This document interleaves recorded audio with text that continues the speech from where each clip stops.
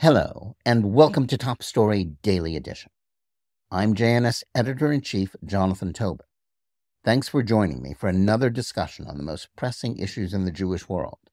Please like, subscribe, and give us good reviews when you listen to the show. Now let's get started. The last 8 months have shaken the faith of many American Jews in the future of their community. The surge in anti-Semitism, especially on college campuses, has shattered any illusions we might have had about ensuring that Jew hatred would be confined to the fever swamps of the far right and left in U.S. society.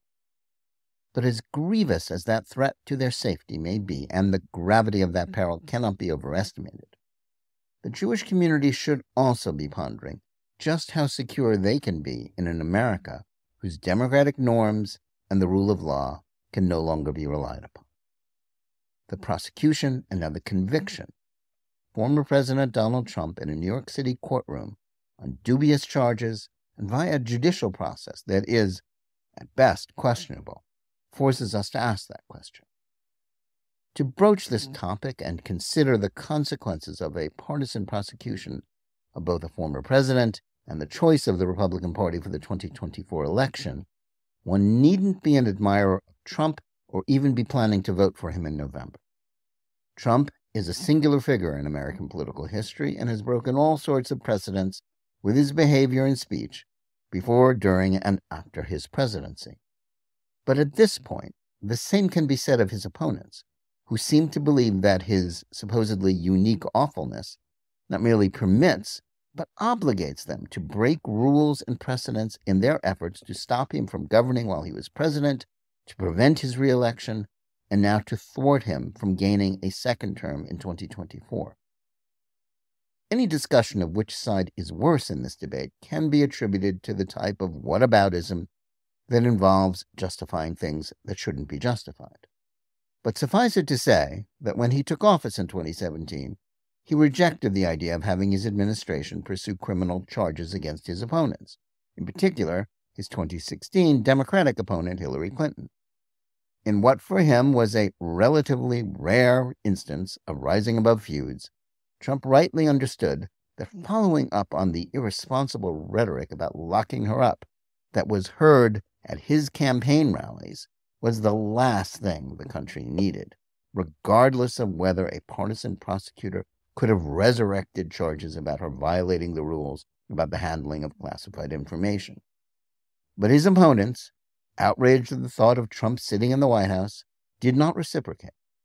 They promoted the Russia collusion hoax, a conspiracy theory about Trump being a Russian agent from whom Moscow supposedly stole an election, for years, and then impeached him on a partisan charge of withholding foreign aid to Ukraine. Silicon Valley oligarchs that control the virtual public square and major media outlets then conspired to suppress stories about corruption charges against the family of his 2020 opponent. All of this was done because of the conviction that Trump was an opponent of democracy, though there was no evidence of any efforts on his part to behave in this manner while president.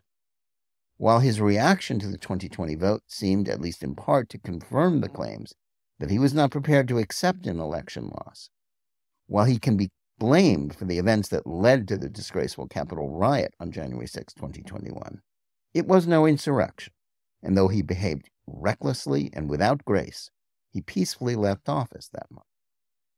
It is possible that the Republican Party might have been prepared to choose an alternative to Trump in 2024, but once Democrats began efforts to confiscate his income, throw him off the ballot, and then jail him on a raft of charges that were not just flimsy, but clearly politically motivated, the chances of the GOP moving on from him were over.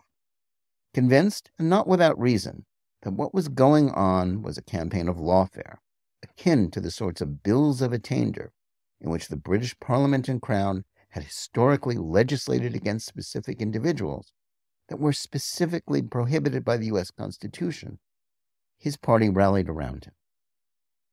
Undaunted by the idea that they were essentially burning down democracy to supposedly save it, Democratic prosecutors, cheered on by their party base and the media, moved ahead, the most dubious of those charges was the case brought against him in a New York State court. In this instance, a prosecutor who had gained election by promising to jail Trump conjured up an unprecedented indictment involving not only murky legal theories, but also a state trial on federal election law. It did involve a disgraceful, though not necessarily illegal, hush money payment by Trump to a former porn star. While designed to humiliate the ex-president, it was also conducted in such a blatantly unfair manner that it did nothing to undermine support for him. The preordained guilty verdict is unlikely to be sustained in the appellate courts, but, like the trial, constitutes a form of election interference that both parties would denounce as the stuff of banana republics, President Vladimir Putin's Russian regime, if it were happening elsewhere. None of this represents a reason to vote for Trump or President Joe Biden. Still, the effort to imprison an American political leader, no matter how controversial, in this manner is a crossing of the Rubicon that could have devastating consequences going forward.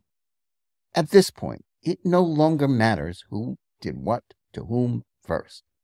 The only thing to be considered is that Democrats are trying to imprison the leader of the GOP, and that it is unlikely that Republicans will refrain from playing the same game in the future, especially if, as the polls currently indicate, they return to power in January 2025. What does this have to do with the fate of American Jewry? Well, like all Americans, Jews have a stake in the preservation of their country's democratic form of government. What made the United States a haven in the history of the diaspora was its particular brand of constitutional democracy, based on the idea of equal justice under the law.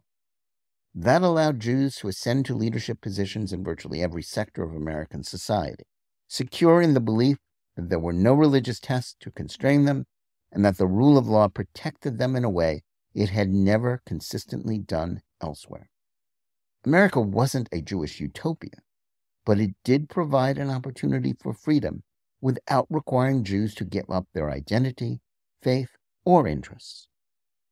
On the surface, the Trump drama and the backlash it is causing may not seem to have anything to do with the Jews. But if the United States is, as it might be, on the verge of no longer being a place where we can count on the rule of law, as well as one with a political culture in which the major parties will seek to jail each other's leaders, then even a cursory knowledge of Jewish history would teach us that Jews will no longer be safe from persecution. The post-October 7th surge in anti-Semitism has already shaken confidence in the Jewish future. A form of left-wing Jew hatred rooted in toxic ideas like critical race theory and intersectionality has created a new orthodoxy in academia by which Jews in Israel could be smeared and delegitimized as white oppressors and undeserving of rights. The willingness of mainstream corporate media outlets to normalize this new anti-Semitism remains deeply troubling. Their willingness to treat prejudicial canards about Zionism being a form of racism, a blatant lie that has its roots in Marxist and Soviet propaganda of the past, as something that decent people should agree to disagree about, has resulted in Jews being marginalized, shunned, and endangered. If you add this factor of newly fashionable anti-Semitism to a toxic brew of political instability caused by the anti-Trump lawfare campaign, it's possible to imagine a scenario where the sort of Jew hatred on college campuses spreads with unimaginable consequences. The strife at academic institutions, which is part of a broader battle over the future of America and the West, again illustrates that the Jews are always the canaries in the coal mine. We can't know where all this will end, but in an atmosphere of this sort of political strife, it isn't unreasonable to wonder about scenarios in which American Jews will be targeted in ways that seemed unimaginable not that long ago. The only reason I can give for optimism is that I'm reasonably sure that the vast majority of Americans don't want any of this. They may be bifurcated in their politics and distrust people on the other side of the political aisle. But if there is anything that I've learned in my travels around the country in the last 8 years, It is that most Americans don't want their politicians to be at each other's throats and oppose extremism of all kinds. The talk of civil war, which was given full expression in a recent dystopian film of the same name, seems easy to imagine among the chattering and governing classes, yet abhorrent to the overwhelming majority of people they hope to influence and rule. The conviction of Trump on the most unreasonable and openly partisan charges against him may mean that there is no turning back. In spite of that, reasonable people must urge their political leaders to step back from the abyss. The surge in anti-Semitism is a warning to Jews and non-Jews alike that ideas essentially at war with American exceptionalism pose an immediate danger to our society. If we are now to add a new political norm whereby those who lose elections must fear prosecution regardless of their actions, then it is entirely possible that the era when Jews could regard America as a safe place could well be over. Thanks for listening. Please remember to tune in every day for Top Story Daily Edition and every week for the full hour-long JNS TV program. Whether you're listening to us on Apple, Google, Spotify, or any of the other podcast platforms, or on the JNS YouTube channel, please like and or subscribe to JNS. Click on the bell for notifications and give us good reviews. Please write to us at editor@jns.org and let us know where you listen or watch the show and what you think about it. And remember, keep reading and thinking for yourself.